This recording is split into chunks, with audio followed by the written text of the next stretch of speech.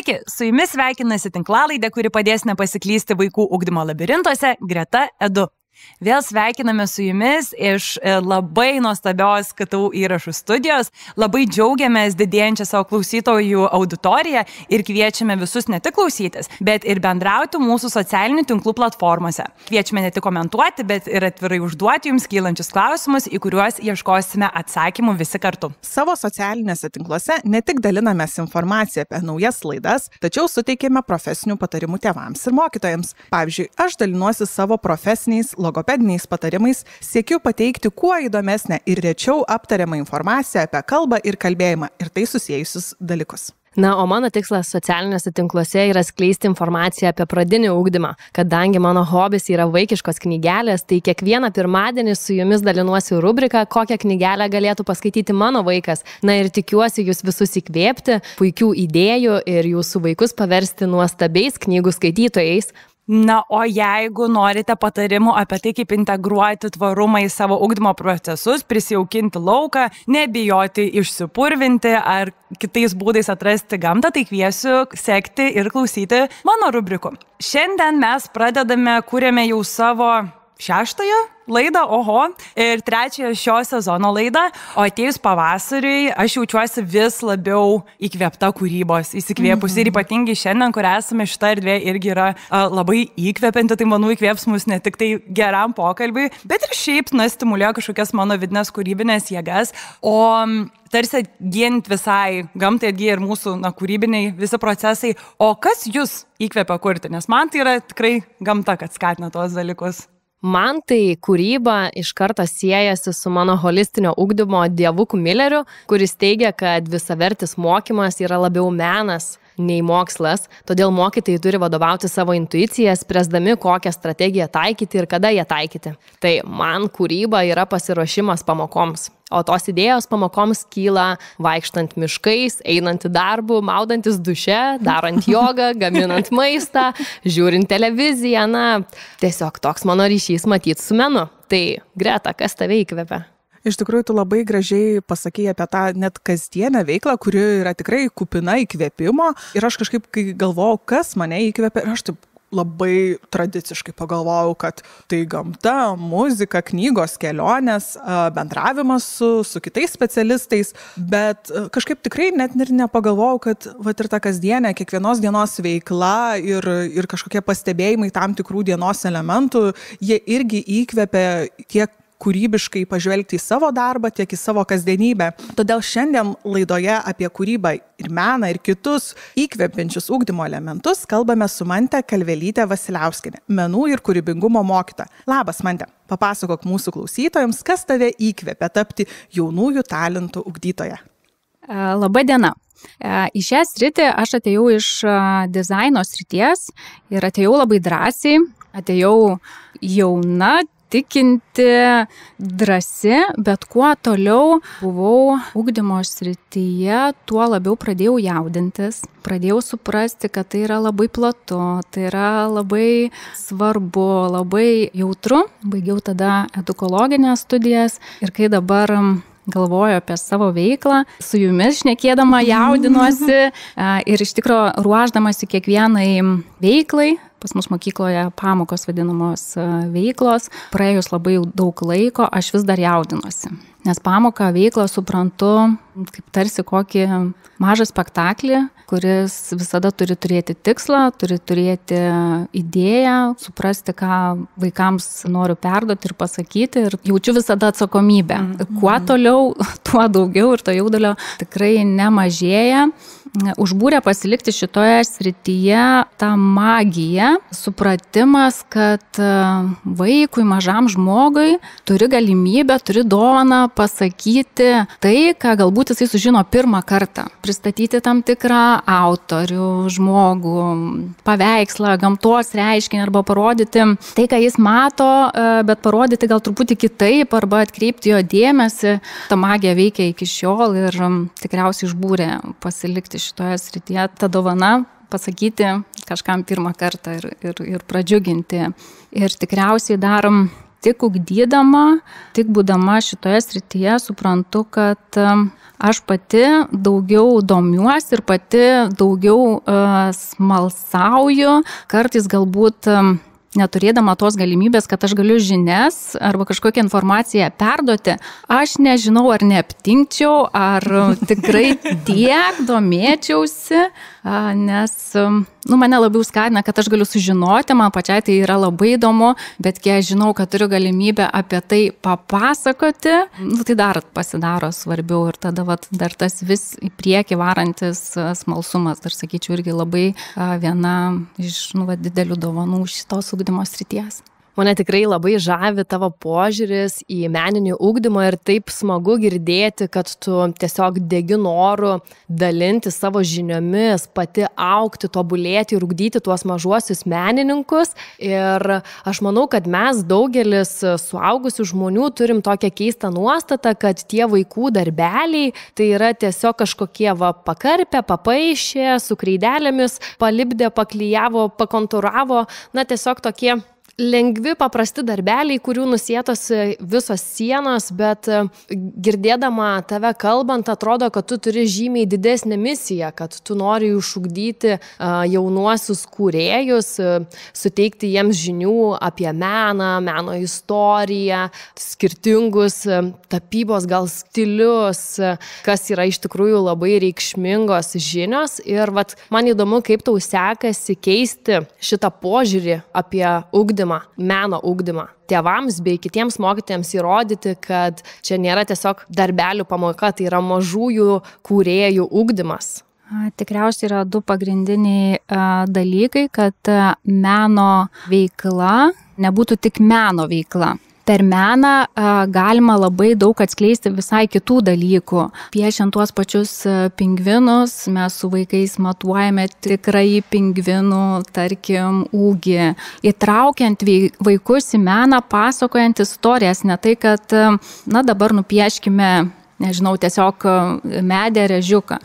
Visada galima papasakoti ir prieiti prie to, kad taip vaikam būtų aktualu ir nebūtų tik meninis darbas, bet jis, kad jisai gali turėti daug daugiau informacijos, ne tik kaip meno pamoka.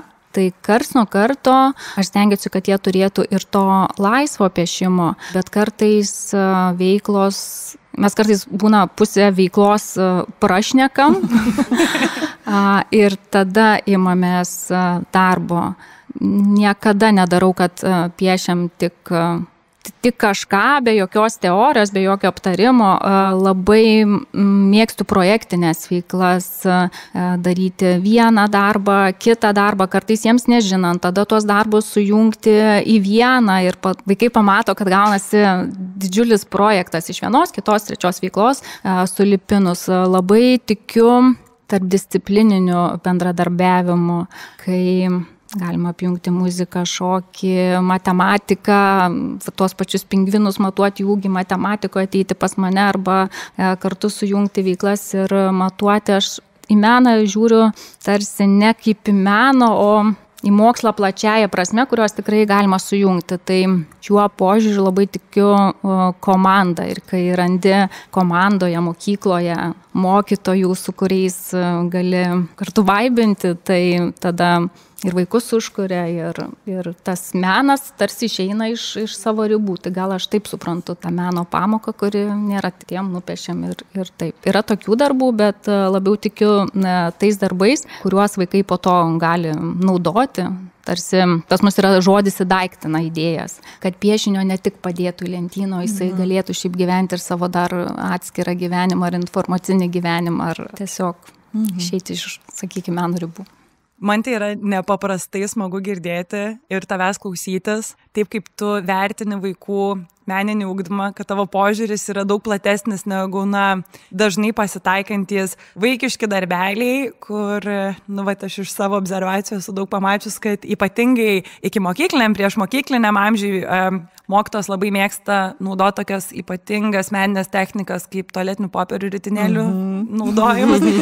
Aš iš tavęs man interesu žmogus, kad ne tualetinio popieriaus ritinėliai, o kartoniniai ritinėliai, bet net ir tai negelbėja to, kad, iš esmės mes tiesiog panaudojam kažkokią medžiagą, kuri galėjo būti, nes mane tai asmeniškai siutina, kad mes paimam kažkokią tai medžiagą, kuri galėjo būti puikiausiai perdarbama, priklijuojam blizgučių, akyčių ir taip toliau ir iš vienos šiukšlės padarom daug daugiau šiukšlių, bet prisidengiam smulkiosios motorikos lavinimu, prisidengiam tais visais dalykais, ir tarsi tai čia meninis ugdymas, bet čia ir motorikos ugdymas ir tavęs klausantis labai stipriai aiškėja tavo kaip mokytojo apsisprendimas, kad tu užsiimi meniniu ugdymu, užsiimi meninės raiškos ugdymu ir tu jau truputį minėjai apie tai, kad tu stipriai tiki tarpdalykiniu bendradarbiavimu su mokytojais, tačiau kaip visą tai tu įgyvendini praktiškai? Kaip atrodo tavo veikla? Kokia yra ta, buitis viso to, nes turbūt tarp mūsų klausytojai gali būti mokytojų, kurie sakys, oi, čia labai nuostabu, bet galbūt ne mano mokyklai taikyti šitas priemonės, galbūt ne čia, aš galbūt negaliu to įgyvendinti. Ir tuo pačiu dar atsakykit, kokio amžiaus vaikai yra? Tai pirmiausia apie kartono ritinėlį, tai aš čia taip nesmerkiu, tai yra tiesiog, sakykime, priemonė, tik tai gal nereiktų savęs ir vaikų apriboti, kad jei paduodam kartono ritinėlį ir įsivaizduojam, kad darom paukščius ir kaip kartais būna, mokytoja užsideda savo tokį lūkestį, kad visi paukščiukai žiūrėsi į vieną pusę ar ten turės tam tikras uodegas. Tai kad ir šitą paprastą priemonę padarus, kurią tarsi, panaudojam antrą kartą, galim išmesti, galim panaudoti taip, duoti savo galimybę, kad vaikai mus nustebintų. Ta pati kartono ritinėlį gali sulankstyti, vienas gali likti toks, kitus galima sujungti du ir ten, tarkim, dabar paukštis bus ilgesnis, kažkas į perkerius bus du maži paukščiukai, sukarpys dar smulkiau ar perlenks kitaip, gausis paukščio lizdas. Tai pati kaip priemonė, jinai gali būti, tik tai veikloje yra tikslas, bet kaip vaikai po to tikslo pasiekia yra labai platu ir nereikia turėti lūkesčio, kad atrodys taip arba kitaip. Mokytojas duoda tik temą, tik mažą sėklelę, kažkiek teorijos, kažkiek gali parodyti, bet visada pasilieku tą tokį platų lauką, kas iš tos sėklelės gali išaugti ir tada tikrai vaikai nustebina ir tada čia ir yra tas nuostabusis irgi darbas, tie abipusiai mainai, aš jam duodu kažkiek informacijos, bet jie atgal duoda tokių nuostabių idėjų ir tokių dalykų, kur tikrai net pats nesugalvosi. Tai neturi baimės nuklysti nuo ugdymo plano tikslų kažkaip. Būna nuostabiausios veiklos tikriausiai su nukrypimais. Gerai, kad yra gairės, jų reikia laikytis, bet kai vaikai nuneša šiek tiek į kitą pusę, atrandi dar tų kitų dalykų, tai irgi labai smagu. Ribos gerai, turėti tikslą būtina, bet nuklysti šoną irgi labai gerai.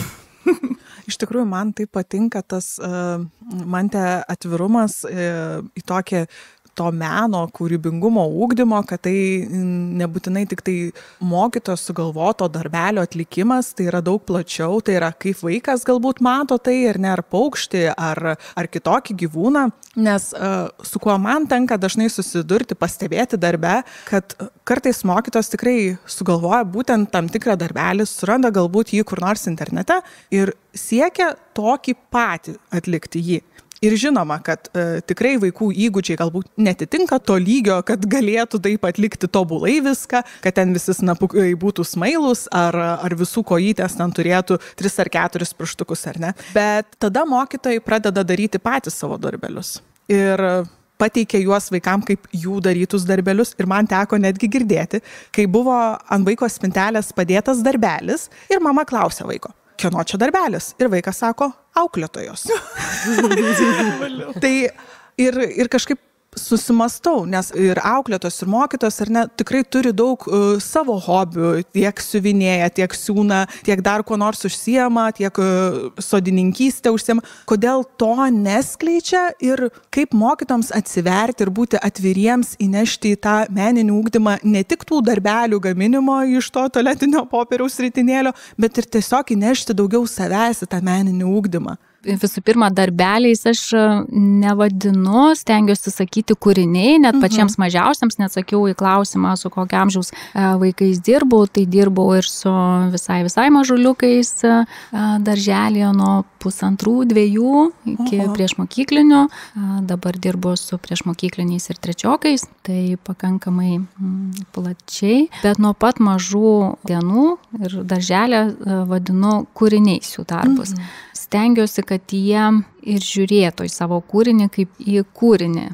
Darželį, aišku, jie labai saugo, nori nešti namo mamai ir ten parodyti, vėliau būna, kad kartais netaip jo žiūri, tai kažkaip stengiuosi jiems tą pagarbą savo darbui, savo kūriniui, kad jie jaustų, o kaip mokytojom nesikišti, tikriausiai, nežinau, aš pati lankau tapybos pamokas pas dailininkę, tai ten susipurvinu rankas, išsitapau ir jokių būdų nerekomenduoju savo kažkokios išraiškos perkelti į vaikų kūrinius. Tai čia ta tikriausiai blogoji patirtis, to nereikėtų daryti. Bet man įdomu tada, koks yra santykis tarp technikos ir pačio kūrybiškumo. Nes aš atsimenu savo patirtį, kai mokiausi pradinėje mokykloje ir mes kažkaip tiesiog atrodo piešdavom, nežinau, atėjo pavasaris, visi piešėme gėlės, tada atėjo vėlinis, visi piešėme žvakes ar ten kažkokius kryžius, ar kapines, ar kažkokius lietuvių liaudės simbolius. Bet dabar, pavyzdžiui, kai turėjau galimybę lankytis įvairiose Lietuvos mokyklose, pastebėjau, kad ateina tokia mada, ypač pradinėme ugdyme, tarkim, dabar visi piešime kaip Van Gogai ir mokosi technikos, ar ne, ir tą techniką įgyvendina. Ir mane tai taip sužavėjo, nes aš pagalvojau, wow, tai mes dabar galime mažiukus išmokyti įvairiausių, prieigų, meno formų. Ir tai kaip išlaikyti tą sveiką santykį tarp technikos ir to vaiko kūrybiškumo. Ar jūs pati tai darote savo darbe? Apie dailininkus aš pasakoju tikrai ir patiem mažiausiam ir būna labai smagu. Praeitais metais buvo irgi pas mus mokykloje mėnesiai suskirstyti tam tikrus ciklus, kosmosas, profesijos. Vienas mėnesis turi savo temą ir buvo berods irgi mėnesis, kai kalbėjo apie žvaigždės, apie žvaigždynus, apie mėnulius ir buvau palietusi Van Gogo Žvaigždėtą naktį prieš mokykliniam ir ateinu į darželį ir mergaitė supasi ant supynių ir taip man iš toli rėkia, Mante, aš mačiau Žvaigždėtą naktį filmuke kažkur ir tada labai smagu, kad jie pradeda pastebėti, juk ir tų meno kūrinių apraiškų jų yra visur, jie yra filmukuose, jie pastebi tada artimoje aplinkoje, jie tada pastebi tos kūrinius ir gali vardinti ir jiem labai sutikė labai daug džiaugsmo, tas žinojimas, atpažinimas, kai šnekam apie Moną Lizą, tai mažiukai Ponę Lizą, tai tokie labai smagus dalykai. Aš irgi remiuosi tuo, kad ir vyresnėse klasėse stengiamės tarsi įsikūnyti tam tikrą dailininko gal braižą, jį išbandyti, vieną, kitą, trečią, tarsi ieškant savo stiliaus. Kartu mokinant priemonių tarpusavio derinimų, ką su kuo galima derinti, kad po to jiems, atėjus tai dienai, kai norės savo idėją išreikšti, jie žinotų, ką su kuo, kokias priemonės gali derinti, galbūt kokį stiliaus braižą pasirinkti. Tai kuo daugiau ir kuo plačiau jie žinos, tuo jiems po to bus lengviau išreikšti savo idėjas. Ir iš to, ką tu kalbi dabar, aš girdžiu tą holistinį ugdymą, nes holistinio ugdymo esmė yra, kad per meną yra išreiškiama žmogaus siela, išreiškiamas jo vidus. Tam, kad mes galėtumėm kurti meną, mums reikia jį integruoti į kiekvieną ugdymo lygmenį, turi būti darna tarp skirtingų dalykų mokytojų, turi būti darna tarp ugdymo temų, ar ne, ką jūs ir pasakojate. Ir aktualumas, tikriausiai dar irgi raktas į sėkmę būna tada arba su ta veikla, kada pagauni, kuo ta klasė gyvena, kuo vaikai gyvena. Ir jeigu jiems labai svarbu, nežinau, šį kartą būna kambario perspektyva buvo kažkada labai, jie braižys ir jiems įdomu buvo kambarys ir tada pradėjome ir kambarius 3D daryti, ir baldus, ir visas temas gali integruoti. Gali visą programą išeiti. Programa yra gairės, bet kaip atlikti ir kaip ją išpildyti yra begalės būdų. Tai kai užčiapi, kuo vaikai gyvena, ir jie gali nusipiešti, padaryti, išlipdyti, nežinau, pamatyti, viskas, tada įvyksta tas sprogimas ir ta magija, kada yra aktualu ir padarė, ir išsinešė, ir veikia, ir žaidžia, ir naudoja. Tai jeigu išėję iš menų jie nepasideda į stalčių, o toliau tas kūrinys tęsia savo gyvenimą, tai, sakyčiau, veikla tada yra sėkminga. Kalbant čia trumpa tokia refleksija apie tą aktualumą, man yra tekę matyti, kaip Mantė prieš mokyklinukam vedė stovyklą apie senąjį Kauną ir tema buvo Art Deco. Ir aš galvoju, kaip buvo tas, aš išgirdau tą pasiūlymą ir galvoju, aha, įdomu, kaip čia su jais gausis. Ir įvyko kažkoks stebuklas. Nes jiem buvo kažkokia tai sielos styga tikrai pakabinta, tai tapo taip aktualu. Ir visą tą savaitę toks jausmas, kad buvo gyventa senajam Art Deco Kaune, tu išsivedė jos vaikščiot po Laisvės alėją ir jie atpažino visus architektūros ryšius su Art Deco, pastebėjo simbolius ten ir visą tą kultūrą taip sugebėjai įlieti, atpažindama, kad kažkaip taip netikėtai, kad tai gali būti jam aktualu ir tas aktualumas tada labai stipriai išsireiškia į labai labai gražų potyrį. Ir tu buvai toje stovykloje, dėl to dar irgi buvo labai didžiulė sėkmės dalis, dėl to, kad mes mums pačiom tai labai patiko. Sėkmė dar buvo dėl to, kad mes neėmėm tik kažkokios mažos dalies, mes papasakojom vaikam, kaip žmonės šoko, kaip jie atrodė, kokios buvo mados, ką jie valgė. Ir tada tik tai ėjom į architektūrą ir interjerą. Tik po gal kokių 3 dienų tikriausiai taip, tai ėjom labai plačiai, bet ir ėjom po žingsniuką ir truputis po truputį. Tai buvo ir meno, ir viso to aplinkui. Dėl to jie suprato labai gerai. Tikrai tada džiaugiamės abi su Greta, nes pavyko, jie suprato. Ir pamatydavo Ikėjos staliuką su aštriais kampais, oi, sakydavo, ne, čia ne tarpukario staliukas. Tai tikrai. Bet dėl to, kad mes tuo gyvenom, ir dėl to, kad supažinom su labai daug to gyvenimo ir jie tikrai labai įsijautė ir rašė laiškus tada iš Mažojo Paryžiaus, mes tada taip Kauną vadinom tarpukario, tai su labai gerais atsiliepimais, kad linkėjimai iš Mažojo Paryžiaus. Labai smagu, kad mokytojai taip pat atsineša to savo indėlio į ugdymą ir kaip jūs kalbėjote apie Art Deco stovyklą, jūs buvote įsitraukusios į tai ir susidomėjusios būtent Art Deco ir tas įsitraukimas mokytojo paskatina ir vaikus labiau domėtis, nes jeigu mums įdomu visiems, tai tada tikrai viską ir pastebim, o jeigu tai yra kažkur primesta, kad reikia padaryti, atlikti tokį darbą, tai tas įsitraukimas, man atrodo, ir mokinių sumažė. Bet kaip nutinka, kai mokyklas ar darželius susirenka labai skirtingų socialinių burbulų arba tinklų vaikai, kurių namuose galbūt aplinkose nėra tiek daug kalbama apie meninį ugdymą ir gal kartais iš viso nelabai suprantama, ką tas meninis ugdymas duoda. Kaip pavyksta dirbti su tokiais mokiniais, galbūt kažkoks įvyksta juose virsmas, pasikeičia jų nuomonė, galbūt net ir tėvai kitaip pradeda matyti tą ugdymo prasmę. Galbūt mokinių, aišku, yra labai skirtingų, dėl to reikėtų ieškoti arba jiems pateikti vis skirtingų išraiškos būdų, kuo daugiau parodyti technikų ir priemonių.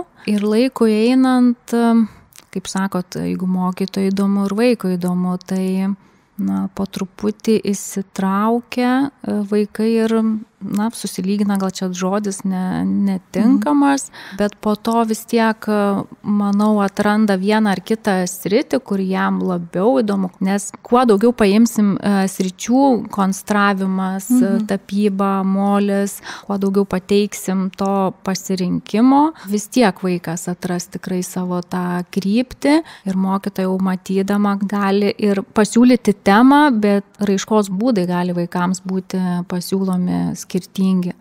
Šiaip žinau tokį įdomų faktą ir man dabar tavęs besiklausant kažkaip labai norėjosi pasidalinti, tai kažkada man teko analizuoti, skaityti Singapūro švietimo politikos programą ir ten yra parašytas toks įdomus dalykas, kad pradinėme ugdyme mokytojų ir tėvų tikslas yra rasti vaiko talentą ir jį nukreipti tą linkme. Ir kaip tu dabar pristatinėjai tas skirtingas meno rūšis ir panašiai, tai man įdomu, ar tau yra tekę taip apčiuopti, pamatyti vaiką, kur paskui susistabdysi jo tėvus ir sakysi, žinokit, veskit jį į braižybą, ar į molį, ar į, nežinau, dailės mokyklą, arba atvirkščiai, gal iš viso sakot, veskit į sportą kažkur. Ar tenka identifikuoti mažųjų talentų, pamatyti tą potencialą ir padėti jam skleistis? Kaip jaučiatės tada, jeigu pavyksta tai pastebėti?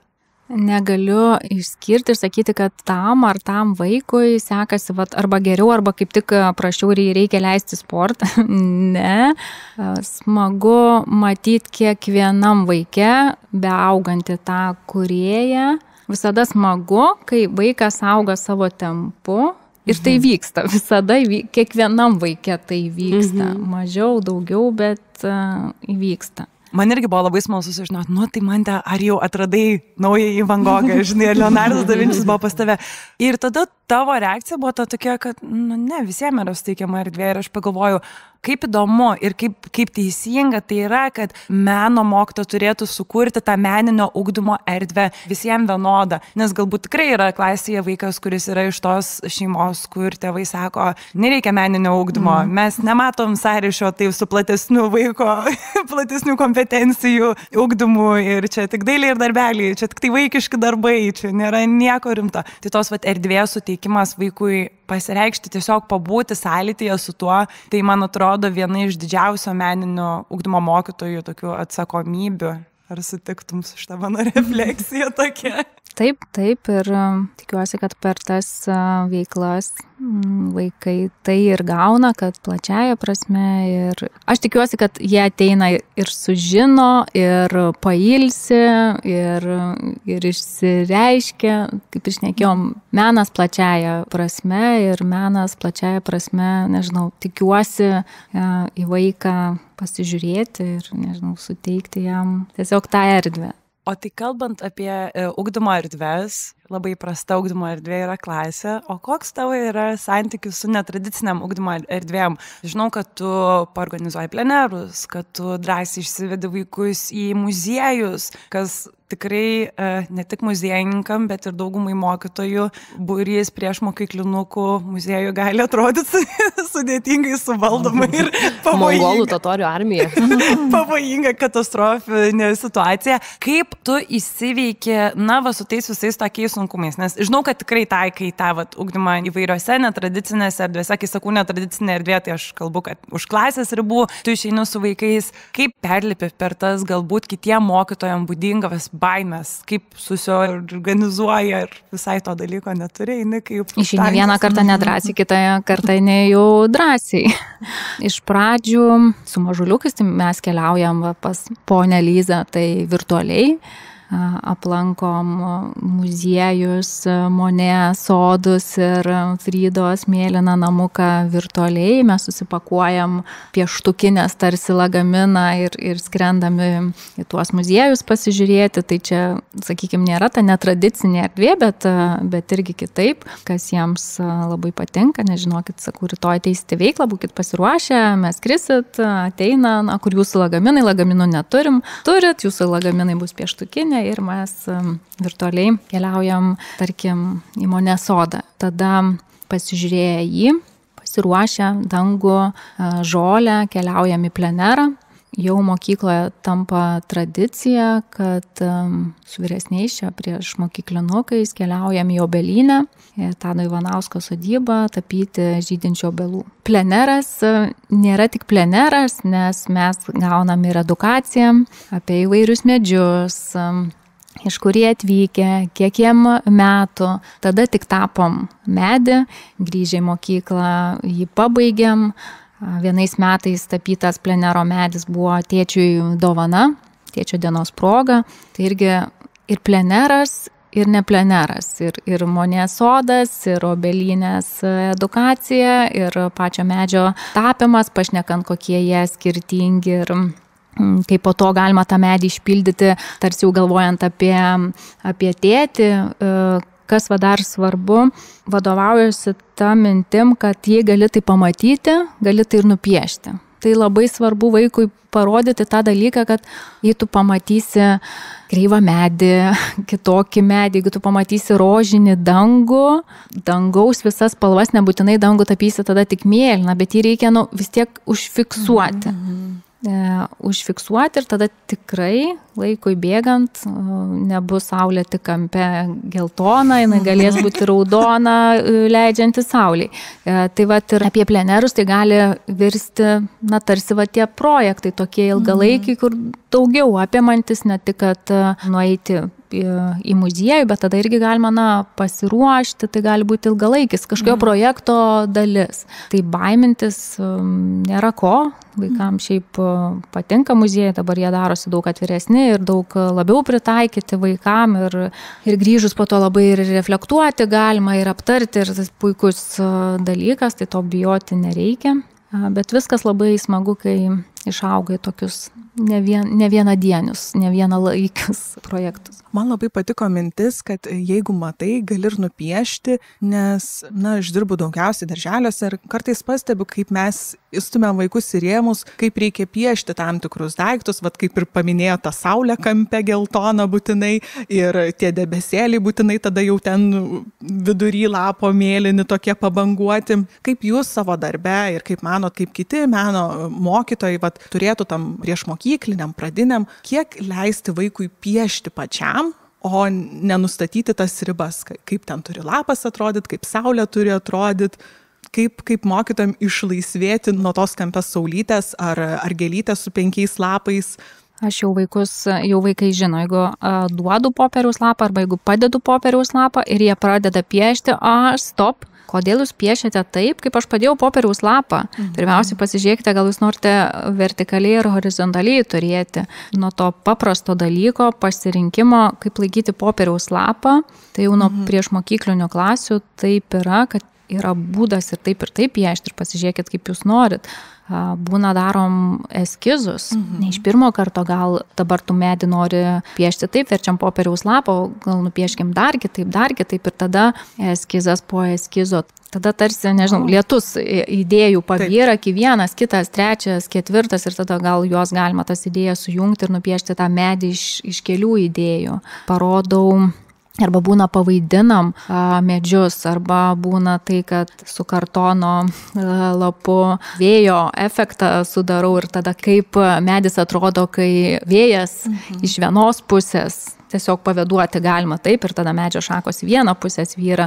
Tapant medį, kas yra labai svarbu, kad keisti vis teptuko dydį, kad ar galima vienu teptuko storiu nutapyti medį, galbūt, bet dažniausiai reikia keisti jo ir storį vis.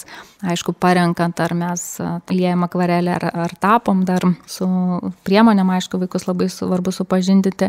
Tai vien medį tapant, tai apšnekam ir visą aplinką. Ar yra vėjas, jeigu vėjas iš kurios pusės, ar lyja ar nelyja, jeigu lyja, tai yra ir balos, koks yra metų laikas, koks yra paros laikas. Tai vėl čia gali būti pusė veiklos kalbom, pusė apgalvojimui, eskizam ir būna, kad užtrunka ir tada kelios veiklos, bet manau, tam labai svarbu skirti laiko, apgalvoti savo darbą, kas tame medyje gyvena, ar ten gal namelis medyje, ar ten, lesyklėlė, inkilėlis. Aplink medį gali labai daug suktis gyvenimo. Ir priešmokykliniam labai svarbu leisti vaikam papasakoti apie savo darbus, irgi kas gali būti, kas būtina refleksija ir kam labai irgi reikia skirti laiko, duoti vaikui papasakoti. Vieni pasakoja labai daug, kiti labai nedrąsiai po truputį, bet ilgainiui visi pradeda pasakoti, piešiniuose yra labai daug įdomių istorijų. Ir jeigu nepaklausim, tiesiog mes nesužinosim, o jeigu paklausim ir dar tada vaikas dar gali papildyti, jis be kalbėdamas dar ir sugalvoja ir tada tikrai tame medyje ir lesyklėlė ir paukščiukas pasirodo pasislėpęs ir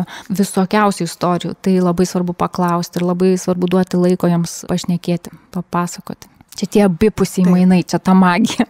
Man iš tikrųjų beklausant, tai pagalvojau, kaip aš norėčiau taip mokytis meninio ugdymo, nes aš tikrai mokiausi pagal tokius standartus, taip kaip reikia piešti. Yra vienas būdas nupiešti saulę, vienas gėlę, vienas žolę, ten apačioj tokią pabrukšniuoti. Ir kažkaip galvoju, kaip įdomu ir kaip kitaip ir galbūt tas mano požiūris kaip suaugusio žmogaus būtų galbūt irgi buvęs labai kitoks, nes aš kažkaip irgi pakankamai uždarai tą meną žiūriu, vien dėl to, kad niekada neaugino niekas to požiūrio į tą meną, kad jis ir išlaisvina ir kad tu labai daug dalykų jame gali pastebėti. Aš manau, va čia tu labai gerą žodį panaudojai auginti, ypatingai, va, kai kalbėjai man apie medžio tapymą, apie tai, kad gal reikia padaryti 10 eskizų, kad tu turėtum pirmą piešinį, kūrinį, kad sukurtum, kad reikia laiko tam skirti, tam, va, grinai, va, paauginimo procesui, kuris yra ypatingai svarbus ir tai laisviai tokiai, kuriai reikia vaikui duoti. Nes aš pamenu, gal 2 klasėje buvau dailės būrelį užsirašiau ir aš buvau tokia, kaip čia pasakius, laisvo oro direktorius ir aš atėjau dailės būrelį, be guašo, bet nieko. Ir draugė sako, gerai, aš tau paskolinsiu guašo, paskolinsiu popieriaus, bet neturiu taptukas, nereikia. Ir aš prisimenu, kaip atėjo viena mokytoja, taip jis taip pasižiūrėjo, vaikai, ką tu čia, aš su pirštai sugalvojau, taip ir buvo toks dailės mokytas, bet jis jau buvo ir pats dailininkas ir jis prie jo, gerai, čia jau gerai. Ir tas, man iki šių dienų, kiek čia, 20 daugiau metų praėjo, bet tas užsifiksavo, kad, davė laisvės, nepasakė, kur turi būti saulė kampe, kad su teptuku reikia piešti, kaip man jo taip išėjo, aš dabar tą savo kūrinį matau, rudenį piešiau, žinai, prieš akis. O man tai priešingai. Aš tai atsimenu savo blogiausią patirtį su dailės mokytoja ir su daile. Tai buvo 5 klasė, aš nežinau, gal ruduo ar kažkas ir mums kažkodėl reikėjo ūkio gyvūną nupiešti ir aš nupiešiau kiaulę. Aš niekada nebuvau labai gera dailininkė, manęs rankos neklauso, aš nemoku tikroviškai atkurti tų vaizdų, pas mane ten buvo ovalas, apskritimas, nežinau, dar kažkokios formos, tokia riesta uodegytė, na ir žinoma rožinė spalva nuspalvinta ta mano kiaulė. Ir 5 klasės pradžia 1 kartą rašo pažymius ir aš už kiaulę gavau 4.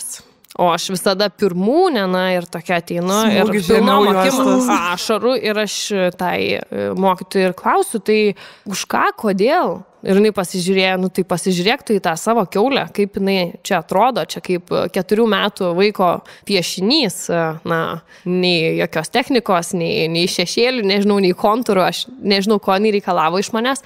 Ta akimirka aš supratau, kad dailininkė aš nebūsiu, ko gero, ir save atsiejau nuo meno ir nuo tapybos ir nuo piešimų ir nuo visko. Ir dar iki dabar bandau surasti kelią atgal į vizualiuosius menus.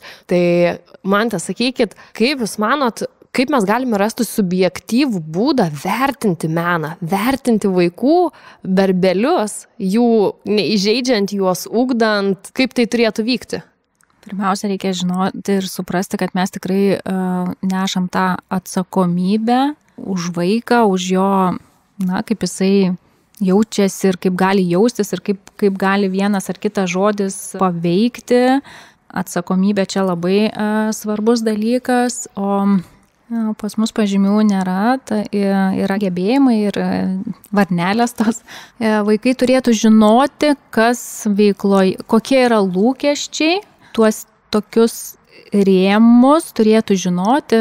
Mene yra dar juk ir teorijos, kurią lengviau yra patikrinti, viena iš vertinimo dalių yra teorija. Praktikai vertinti sunkiau, bet jeigu vaikas žino tam tikros lūkesčius, kuriuos mokytoja vertins, tada lengviau, bet mokytoja turi visada informuoti, ar ne, kas bus vertinama. Taip pat pas mus mokykloje, ką mes bandome irgi kažkaip iš to tarsi išeiti ir vaikui, kad kitaip tas menas būtų vertinamas, tai yra gebėjimų, kaip sakau, lentelės, kur yra ir teorija, kurią lengviau patikrinti ir bandome daryti menų dienas, kur apsijungia muzika, šokis, dailė, praktinis žinių įtvirtinimas. Žiūrėti, kaip vaikai tai praktiškai gali panaudoti, tai tarsi kitokia vertinimo išraiška. Vertinti meną yra sunku ir mes mokykloje dar vis ieškom, kaip tai atsakingai padaryti. Ir man tai yra labai sunku. Man atrodo iš viso labai keista vertinti kūrinius, nes jeigu tai yra kūrinys, kaip tu gali įvertinti kokiu nors pažymiu. Ir aš lygiai taip pat kaip ir Brigita, aš niekada nesuprasdavau mokykloje, kaip gali dailės atliktą kažkokį darbą įvertinti mažiau nei 10, nes juk tai taip yra individualu ir tai yra taip asmeniška, kaip aš tai matau. Ir aš labai džiaugiuosi, kad aš užaugau su mokytojomis, kurios labai atvirai žiūrėjo mano darbelius, nes aš irgi tikrai neturėjau išskirtinių gabumų piešti. ir man tai buvo sunku, bet jos visai ką pastebėdavo tos tokios smulkmenas, tą mano individualumą tame ir įkvėpdavo mane, pabandyti. Tiesiog pabandyti ir pasižiūrėti, kaip man pavyks. Nebijoti ir čia nuo pat mažų darželinukų, nebijoti eksperimentuoti, nebijoti suklysti, ieškoti tiesiog išraiškos būdų, nebijoti, nes yra tas lūžis, kai jie pradeda vaikai tiesiog nebenorėti arba bijoti ieškoti. Tai kad vienas, kitas, antras, trečias eskizas vis tiek atsirakina. Kažkuriuo metu vis tiek atsirakina, tik tai reikia jį paskatinti, vis ieškoti. O iš kur ta baimė kyla? Kodėl mes vieną dieną būnam smalsus eksperimentuotojai, ieškom, tyrinėjam ir kažkurią dieną pradedam bijoti atiduoti savo darbelius, savo piešinius, savo kūrinius, apie juos atsistojus viešai klasėje šnekėti ir pasakoti, iš kur atsiranda ta baimė? Tai gal ir iš to tikriausiai atsiranda iš mokytojo ar vaiko, ar kažkokios replikos, ar ką. Dėl to ir sakau, labai tą atsakomybę ir pačią klasę suvaldyti, kada girdim replikas, bet dėl to reikėtų šnekėti nuo jau mažumės, kaip mes vertinam, kaip mes aptariam vieni kitų darbus, aptarti, kad ir tų pačių garsių dailininkų darbus, kokie jie yra skirtingi. Vieniem tai atrodo, čia nesąmonė, čia negražu, tai čia irgi atskira tema, nes aš, kai vaikas sako gražu arba negražu, gražu kodėl, nes vieniem gražu vienaip, kitiem gražu kitaip, tai per tuos tokios diskusijas, parodant, kad vienas dalykas gali būti nutapytas arba išreikštas labai skirtingai, gal tada nebūtų tiek daug baimės, kad tą patį medį mes galime parodyti 100 paveikslų, ar ne, ir jie visi bus skirtingi, vieniem bus gražu, nes ten spalvos gražios, kitiem kompozicija. Tai šnekėtis nuo mažo amžiaus, tikriausiai toks būtų patarimas su vaikais, kad po to jie nebijotų vienaip ar kitaip pabandyti. Aš dar pridėčiau, kad galbūt ir tėvų nuostatos ir įsitikinimai apie tuos vaikų kūrinius, kuriuos parsineša į namus, įrodo, kad būti jiems atviriems ir suprasti ir pasitikėti specialistais, kurie dirba su vaiku ir kurie supranta apie meną, galbūt daugiau nei tėvai supranta, ir irgi nevertinti gražu, negražu, nes tai tikrai yra labai labai subjektyvu ir aš irgi visai nesenai savo mamai aiškinau apie paveikslą, nes jai pasirodė, kad jis yra tiesiog negražus. Ir aš sakau, paveikslo nėra esmė būti gražiam ar negražiam, jis turi priversti tave jausti. Ir tai, kad tau jisai kelia tokią pasipiktinimą, tau jisai nepatinka, tu jam prieštarau, tai jau yra menas ir tai yra dalis suvokimo apie meną ir mes būtent ugdydami tokioj atviroj aplinkoje tik tai ir atrandam tą savo suvokimą apie meną. Ir žinoti, aišku, kontekstą, kokiam kontekste labai irgi, vėlgi labai platu, istorija, kur, kaip, kada paveikslas sukurtas. Taip. O su parsinešimu namo, tai mes su vaikais darom karts nuo karto tokius dalykus, kad paveiksle su priešmokyklinukais suslepiam 10 gyvūnų, vienas pasislėpęs už medžio, kitas už kiek, ir tėčiai ir mamos turi atidžiai apžiūrėti paveikslą ir pasakyti, kiek mato gyvūnų, kiek mato paukščių, nes suslėpiam vienur ar kitur į šakas, po krūmų ar kitaip, kad atidžiai tėveliai pasižiūrėtų ir paklaustų vaiko, kad vaikas galėtų tą istoriją papasakoti piešiniu. Karts nuo karto padarom ir taip. Tai kažkaip jau turbūt apibendrinant mūsų pokalbį, tavęs besiklausant, man te labai girdisi ir jaučiasi tai, kad tavo požiūrėje į vaikų meninį ugdymą, į vaiko ugdymą apskritai tu labai akcentuoji pagarbą laisviai, pagarbą individualumui, pagarbą tam, kad kiekvienas mes kuriame ir esame labai skirtingi. Ir kokį patarimą savo išmintį tu galėtum duoti mokytojam, kuris dar klausosi tavęs, jaučiasi įkvėptas, bet dar nėra iki galo atidaręs tų tokių durų. Kaip galima mokytojui dirbti pačiam su savimi, norint išlaisvėti ir nebijoti padaryti ne iš karto kūrinį, nutolti nuo darbelių, suteikti vaikui erdvės sukurti ne vieną eskizą, o 10. Kokį patarimą duotum tokiam mokytojui?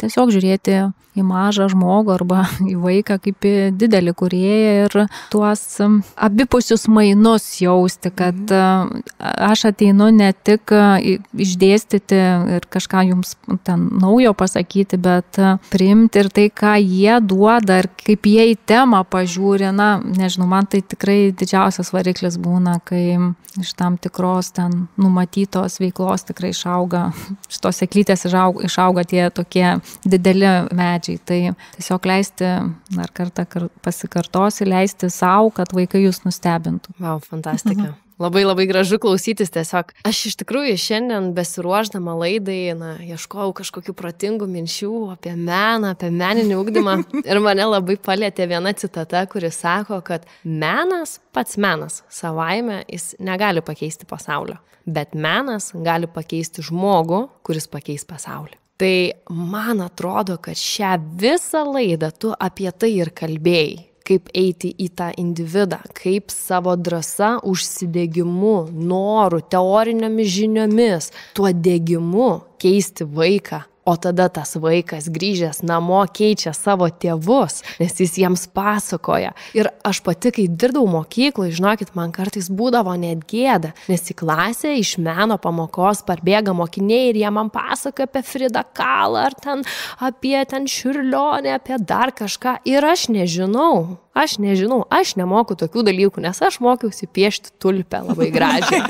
O jie dabar auga tokie meno ekspertai ir tai yra taip fantastiška. Jie grįžta namo, jie nusiveda tuos tėvus į muziejus. Ir jie dar jiems paaiškina, kaip muziejuje reikia žiūrėti paveikslus, parodo architektūrą, paaiškina, koks stilius čia yra. Ir tiems tėvams kartais būna gėda. Tai mes taip per mažus vaikus, per savo aistrą keičiame visą pasaulį aplink mus. Tai ačiū Jums už tai. Tikrai ačiū labai, mane irgi įkvepia ir užaugino tą norą daugiau domėtis tuo menu, kad kaip Brigita ir sakė, kad nebūtų taip, kad pasakoja mokytojai apie dailininkus ir pati nieko nežinau. Tai aš kažkaip irgi dabar galvoju, kad visai kitaip truputį žiūrėsiu meną ir norėsiu labiau įsigilinti tai ir kitaip vertinsiu vaikų dovanojimus piešinus, nors atrodo visada juos vertini, bet truputį kitaip pažvelgsiu, nes tai matysiu kaip jų tokia ūkti per tuos kūrinius mažus, man atrodančius gal netokius didelius, bet jie per juos auga, tai tikrai yra nerealu. Tikrai aš antrinu tiek Brigitai, tiek Gretai, apskritai man tavęs klausytis, tavo požiūrio ir turėti galimybę, kad ir retais kartais tačiau stebėti tave dirbančią gyvai ir būti to liudininkė viso to proceso ir tikrai žinoti, kad tai, ką tu šiandien kalbi, tai nėra vien tik tai žodžiai, tai yra matoma praktikoje, yra itin nuostabu ir aš labiausiai turbūt iš šio pokalbio išsinešu tą tavo, ką tik išsakytą mintį. Mane taip kaip kulka, žinai, palėtė tai, kad matyti ne mažą žmogų, o didelį kūrėją. Tai yra nuostabu ir manau kiekvienas mokytojas, ar jis būtų menų mokytojas, ar tai būtų tiesiog pradinių klasių mokytojas, kurio lemtis yra vaikai išmokyti visų dalykų, kad mes prisimintume šią mintį. Tai ačiū Mante už įkvepiantį pokalbį ir žinoma Kauno technologijos universitetui už galimybę įrašinėti šią laidą. Na, o brangus klausytojai, jeigu laida jums patiko, prašome dalintis mūsų laidomis savo socialiniuose tinkluose, prenumeruoti mūsų YouTube'ės bei Spotify kanalus, sekti mūsų Instagram ir Facebook paskyruose. Na ir mums jūs esate be galo svarbus ir mes jums nuoširdžiai dėkojame, kad klausėtės mūsų laidų. Ir ačiū mūsų garso režisieriai Andželikai, kurios laidose negirdite, bet be jos neišgirstumėt ir mūsų. Iki pasimatymo kitose laidose.